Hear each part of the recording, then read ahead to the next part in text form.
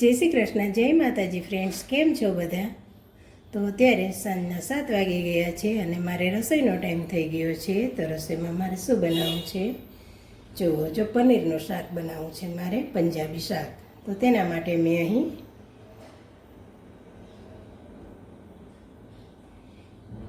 ટામેટાં કટ કરી લીધા છે, ડુંગળી કટ કરી લીધી છે, 7-8 લસણની કળી અને આદું 3-4 ટુકડા અને મરચું 1 અને પનીર. તો અહીં મેં આટલી સામગ્રી લીધી છે પનીરનું શાક બનાવવા માટે. તો ચાલો હવે બનાવીએ આપણે પનીરનું પંજાબી શાક. તો ફ્રેન્ડ્સ, આ બધું આપણે ગ્રેવી કરી લઈએ. તો આપણે શાક અડધા નથી, ગ્રેવીને વધારે ચડવા દઈશું. તો આ બધી ગ્રેવી કરી લઈએ. ટામેટાં, મરચાં, આદું, ટામેટાં, આદું, મરચાં, ટામેટાં, આદું, મરચાં, ડુંગળી, લસણ બધી આપણે એકસાથે ગ્રેવી કરી લઈશું. સાથે જ ગ્રેવી કરી લઈશું.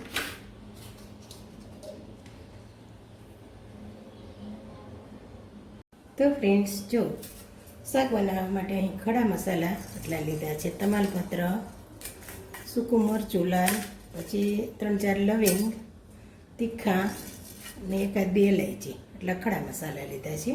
તો હવે આપણે શાક વઘારીએ. એના માટે મેં કઢાઈ મૂકી દીધી છે અને ગેસ પેટાવી દો. અને તેલ નાખી દઈએ આપણે.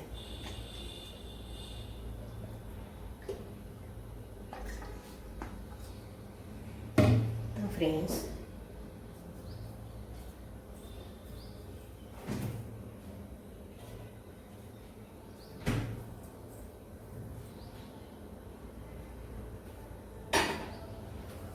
આપણું તેલ થઈ જાય એટલે પછી આપણે એમાં સૂકા મસાલા નાખીએ, રાઈ જીરું નાખીએ અને આ બનાવેલી ગ્રેવી નાખીએ. તો ફ્રેન્ડ્સ, આપણું તેલ આવી ગયું છે. જો રાઈ જીરું ફૂટવા માંડ્યું છે. જીરું નાખી દઈશું આપણે. હિંગ નાખીશું.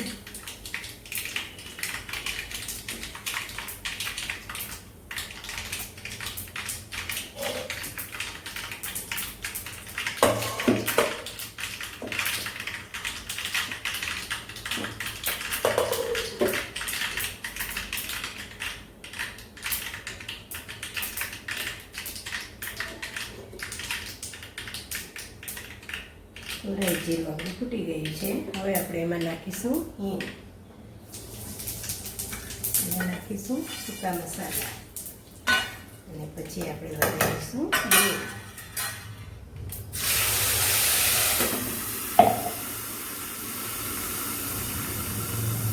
થોડી વાર પાકવા દઈશું આપણે.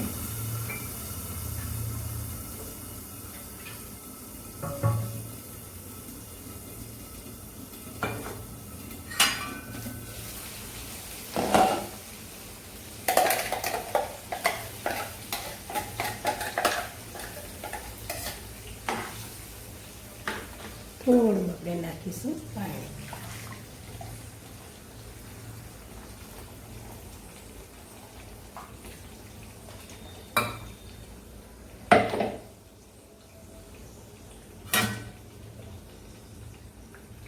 હવે આપણે થોડી વાર ગ્રેવીને પાકવા દઈશું, પછી આપણે મસાલા કરીશું.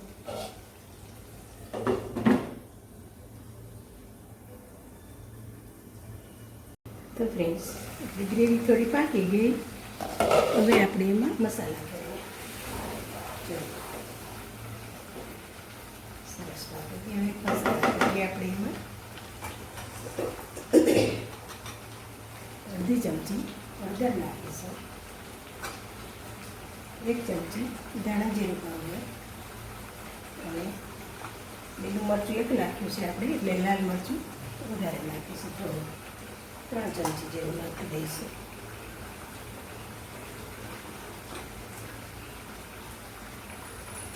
અને સ્વાદ અનુસાર મીઠું નાખશું. તમે જેવું ખારું ખાતા હોય એ પ્રમાણે તમારે નાખવાનું.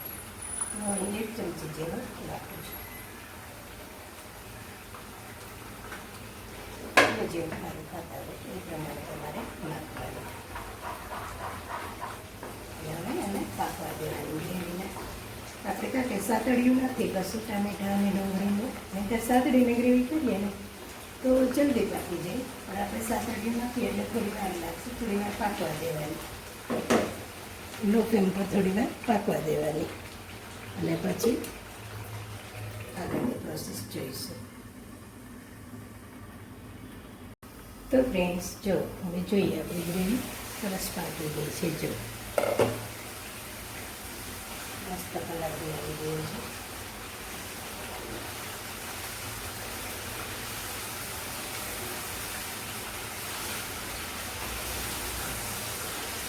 સરસ પાકી ગઈ છે ગ્રેવી.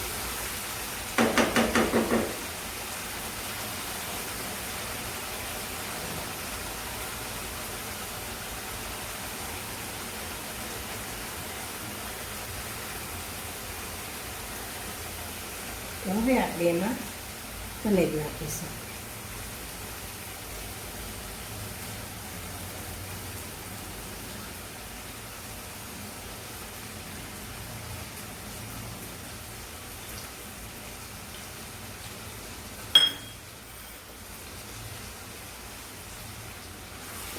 થોડી વાર આપણે ચડવા દઈશું.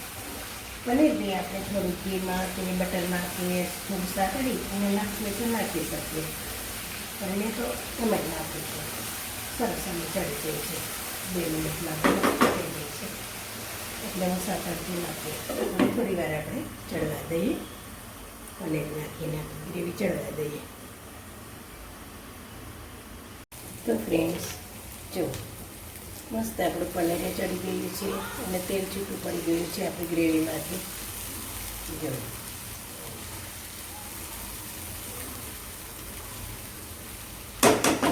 હવે આપણે એમાં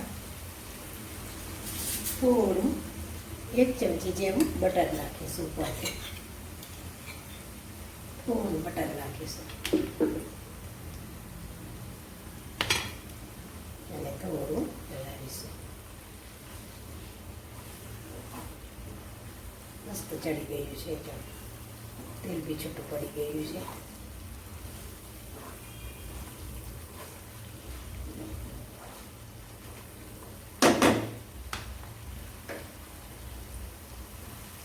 જો ફ્રેન્ડ્સ તમે જોઈ શકો છો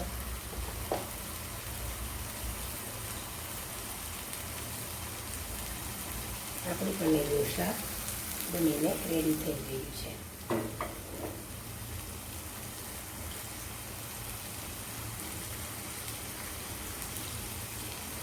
હવે આપણે એના ઉપરથી નાખીશું લીલા ધાણા.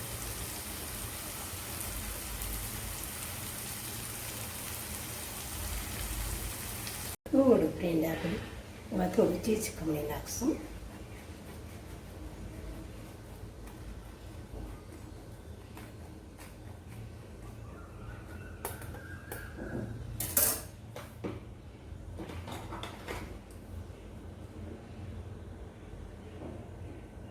તો ફ્રેન્ડ્સ રેડી છે આપણું પનીરનું પંજાબી શાક. ચાલો બધા પંજાબી શાક જમવા.